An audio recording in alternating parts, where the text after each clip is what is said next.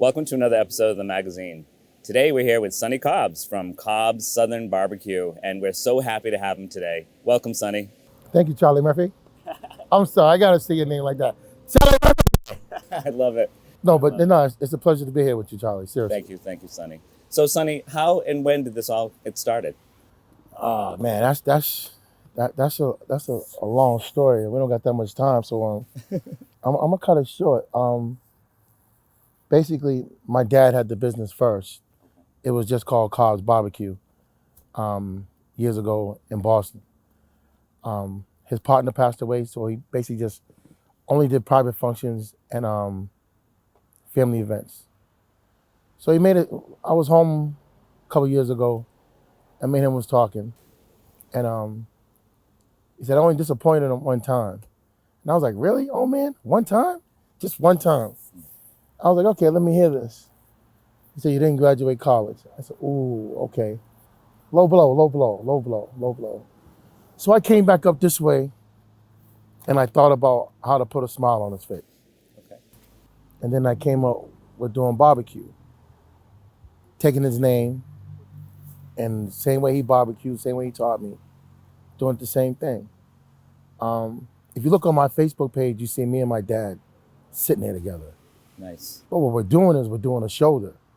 And every question I possibly got, I picked his brain for because I wasn't gonna have too many other chances because he's no longer with us. Oh, I'm sorry. So, thank you. But I've been barbecuing since I'm 48, about 40 years. Wow. 40 years. I mean, I learned from my dad, my granddad, my Uncle Jack, my mom's, all family, yeah. So how did you end up here in Fairhaven? Let's see. When I first started this business, when I first decided to do it as a business. And thank you for sharing that story. No problem. My old business partner, Farmer Mike, introduced me to Roxanne's Garden. So Roxanne, 7 years ago, a little emotional.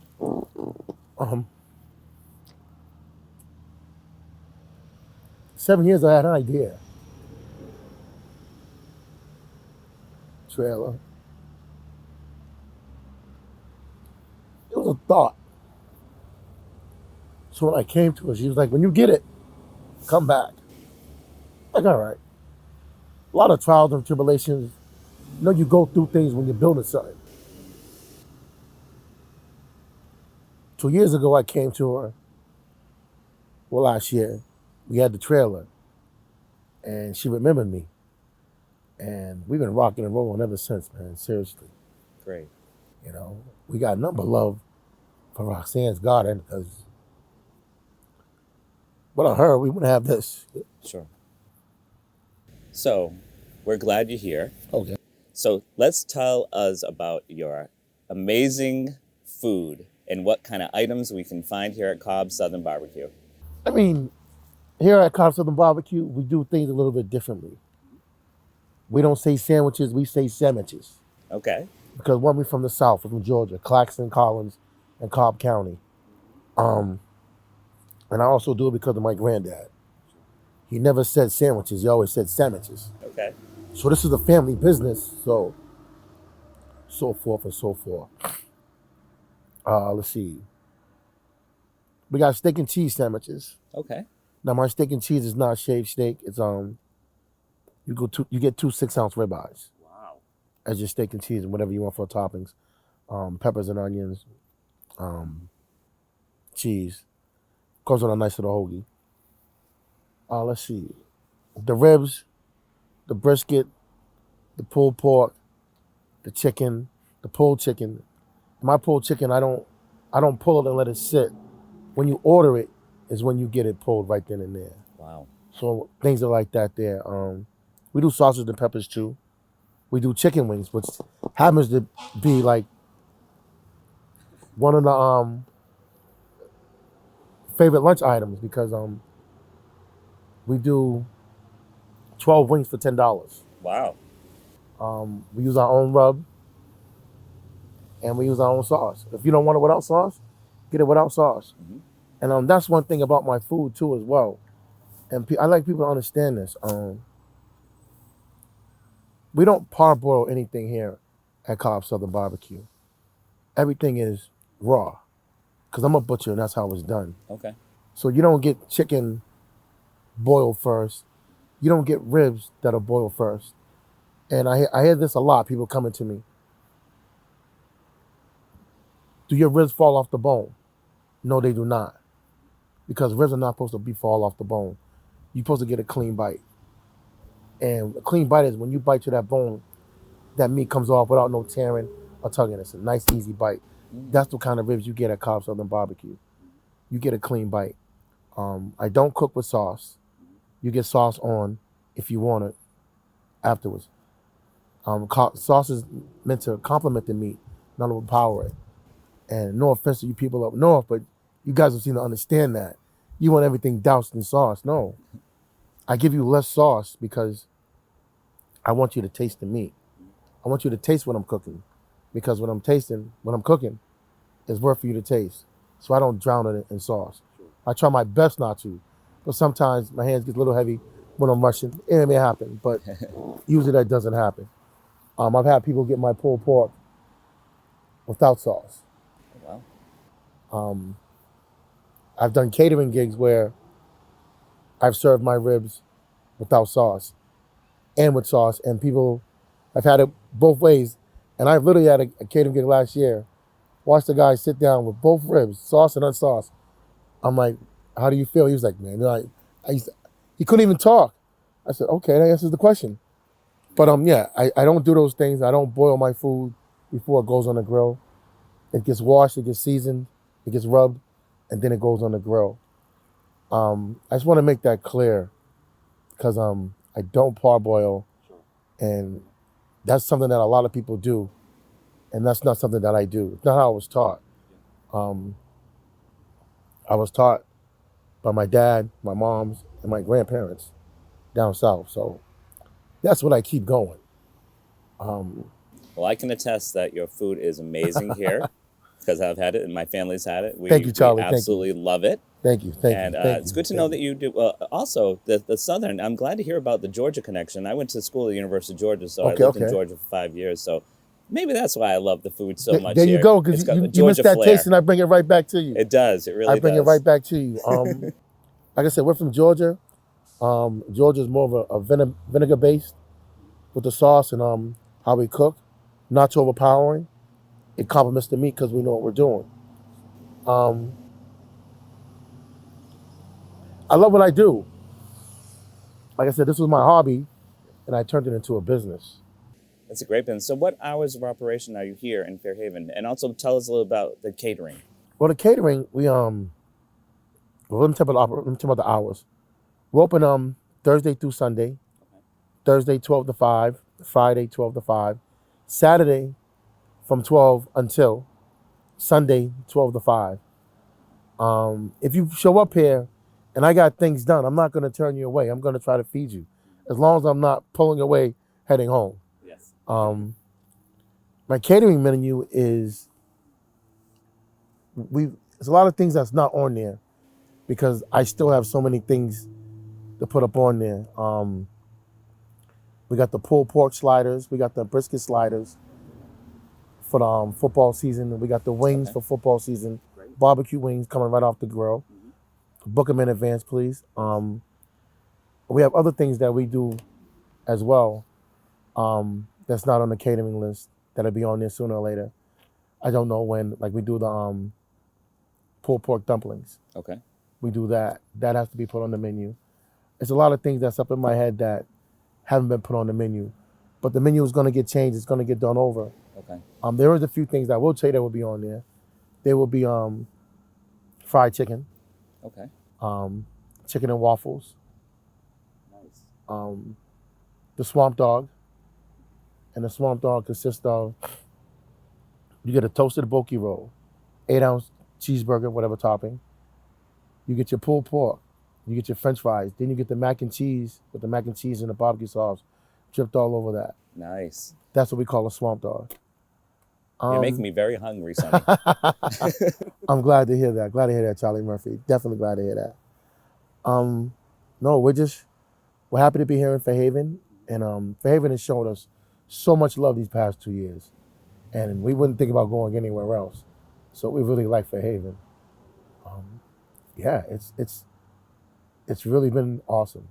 So you say that you open at 12. Yes. What time do you actually get here, Sunny? Let's see. On a Wednesday night, I go to bed like about 6:30. I wake up like 11:30, 12:30. I'm back here at the kitchen about 1:30, 2 o'clock in the morning. Wow. I mean, my brisket takes 9 to 10 hours. My shoulders, 7 hours.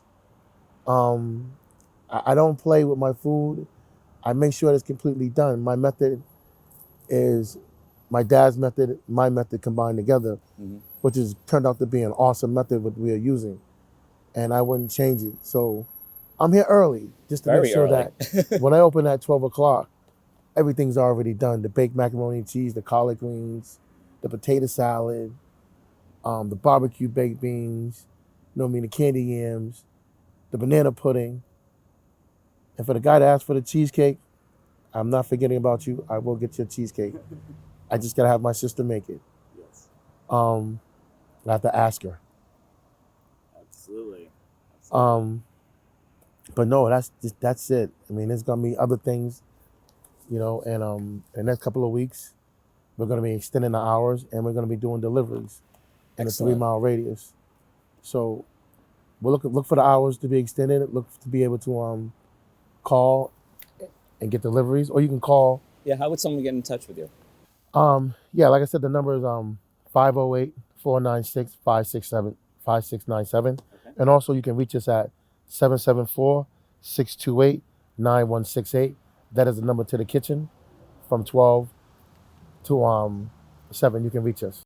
Okay, great. So the future is we are going to have deliveries. We're going to have great game day foods. Yes, sir. Yes, sir.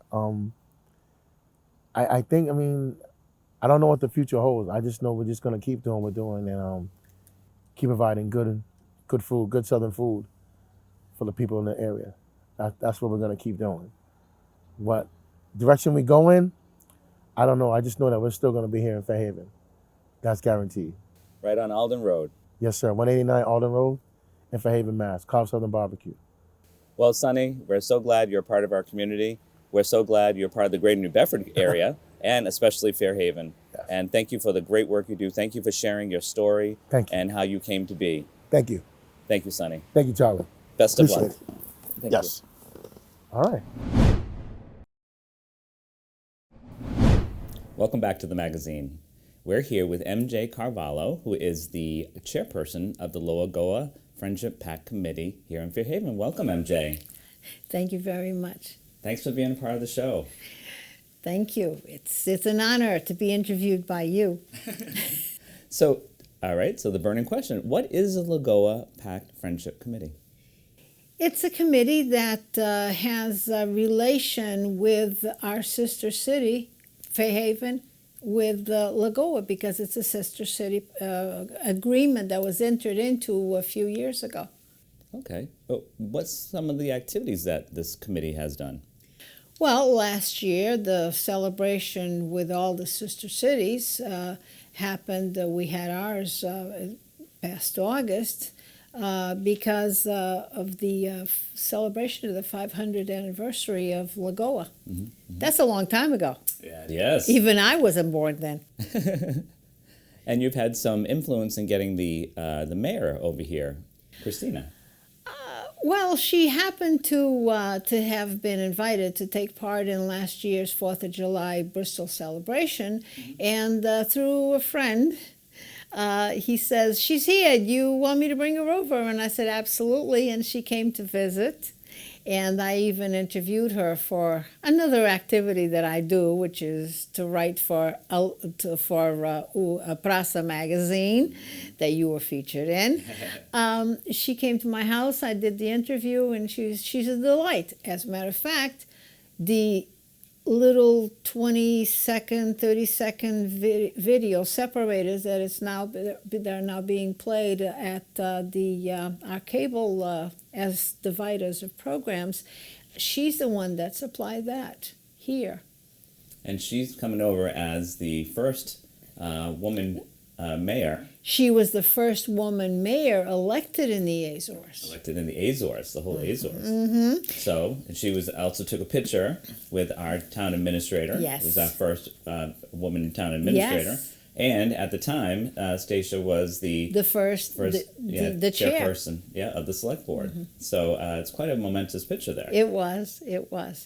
And speaking about pictures, our next activity is going to be very shortly, the Monday of Labor Day, during the celebration of Our Lady of Angels, that during the procession. For the first time, the Lagoa Friendship Pact Committee is going to take part in the procession, and I am here to invite everybody that not only hails from Lagoa, but for all of St. Michael, to take part in the celebration with us, even the descendants, the second and third generations, to walk with us as a matter of paying honor to the immigrants that so long ago settled here and adopted Fairhaven as their home, or the South Coast. So how will they find you? What you have a banner, or? Well, I'm going to I have a banner, and the banner was actually you suggested the banner, and I had in my mind two arms in a handshake, and you added, let's put the two flags, the Azorean flag and the American flag, to complement it, and it's green because St. Michael is the Green Island. Green Island.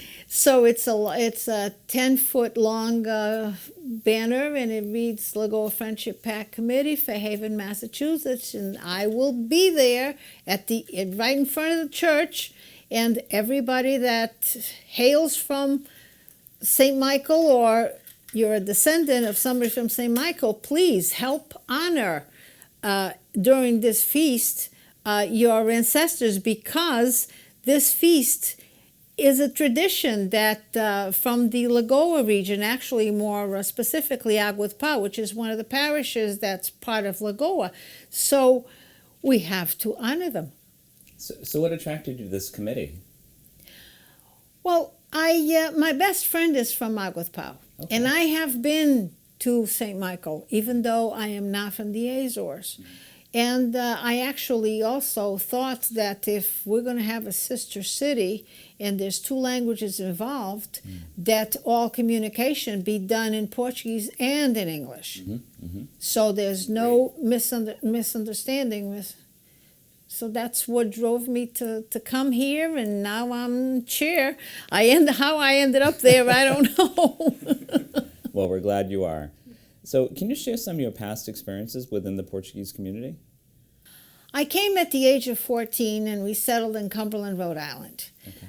So I've always been involved with the Portuguese because I guess I just can't sit still. I have to be doing something. So I've been involved. Well, my first job was at the Portuguese Consul in Providence, and that's where I actually picked up the Cape Verdean Creole that I speak. And it's always I feel 100% American and 100% Portuguese. Does that make sense? It does. And I started back in 1980 at the Portuguese radio station in Providence, and then I just kept up. I've done radio stations, I've done Portuguese television, and I'm doing writing, and I've been involved in the Madeira of folk dancers. No, I don't dance. I just have a big mouth to sing. And I just feel like I have to give. I have to partake because I feel a responsibility that because I'm an immigrant, I'm a first generation immigrant, that I have to leave something for our children and grandchildren. Excellent. Well, you really are immersed in the Portuguese community. And we are so blessed in Fairhaven to have such a strong Portuguese community here in our town. Especially, we'll be celebrating that with the feast coming up, on Saturday, Sunday, and Monday, with the opening on Saturday. And if anyone out there wants some incredibly great Portuguese food, music. Don't forget the malasadas. And the malasadas, of course, very much so. And everything's reasonably priced, and and the money goes out into the community, back out into the community too. And if I may leave here a little hint, if the club would like to extend a little bit of their activities, maybe set up a class in Portuguese for people that want to learn, even if it's just conversational, I volunteer.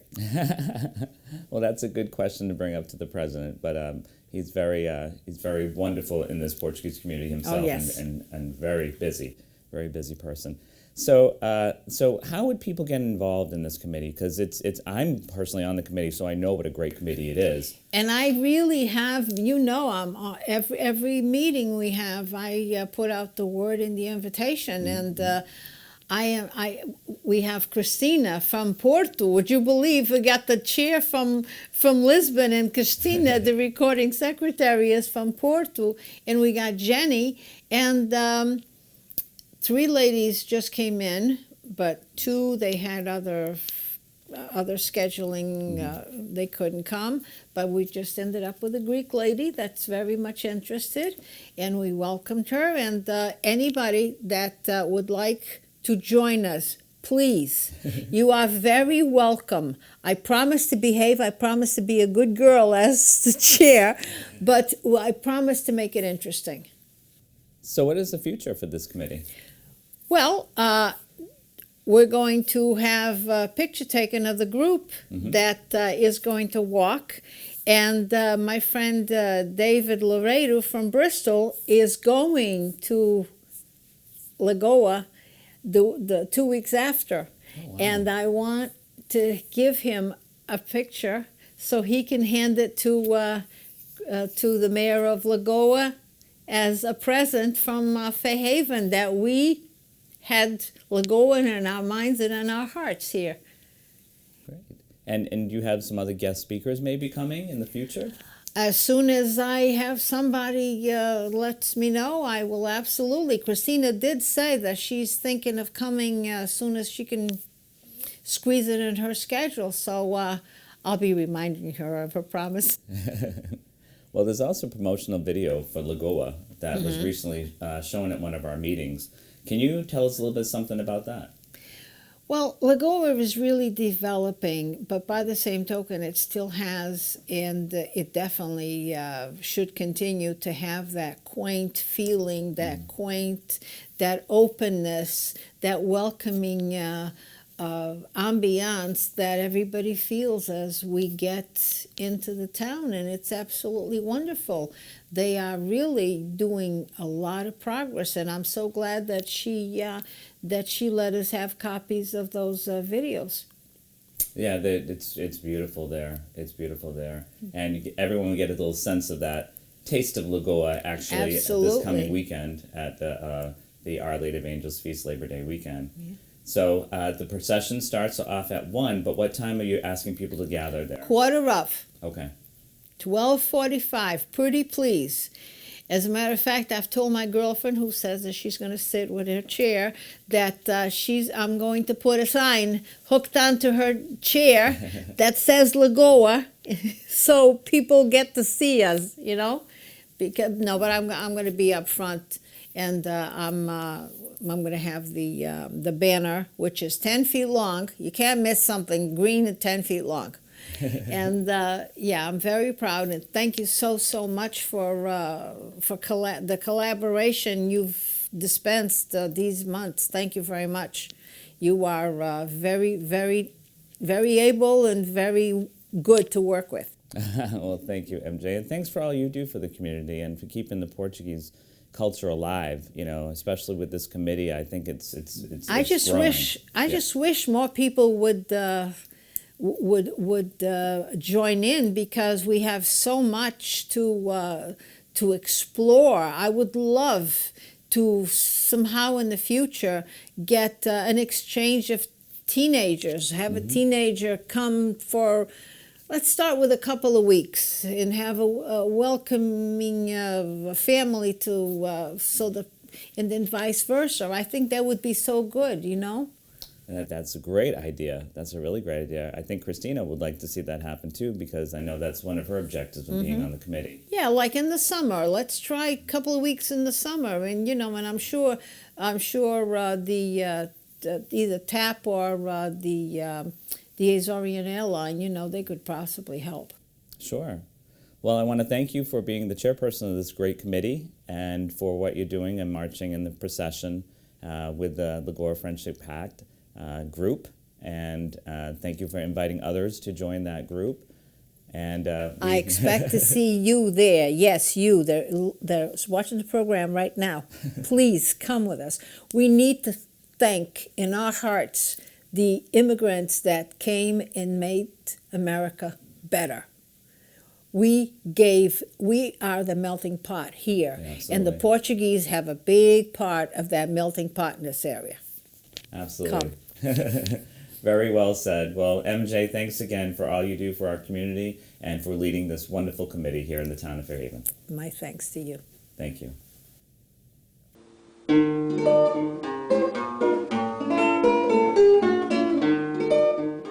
The town of Lagoa, located in the southern coast of the island of St. Michael, is one of the oldest towns, dating back to April of the year 1522.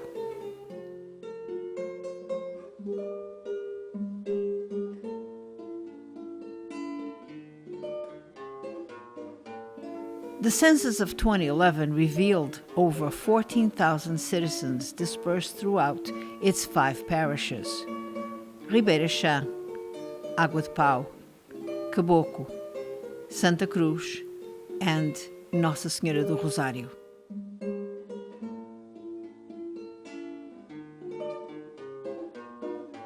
Lagoa was elevated to city on March 22, 2012.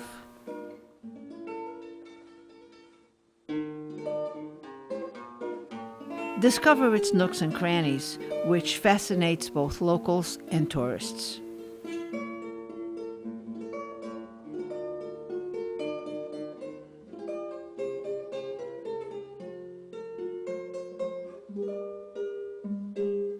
From culture to history, Lagoa offers much to discover, from museums to gardens and spectacular views.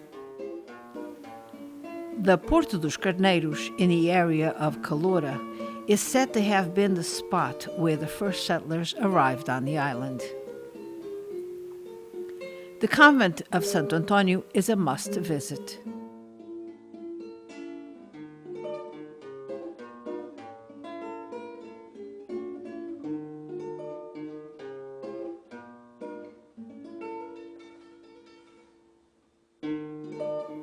The arts are well represented in Lagoa with its picturesque ceramic and basket weaving, as well as feasts and festivals that delight visitors.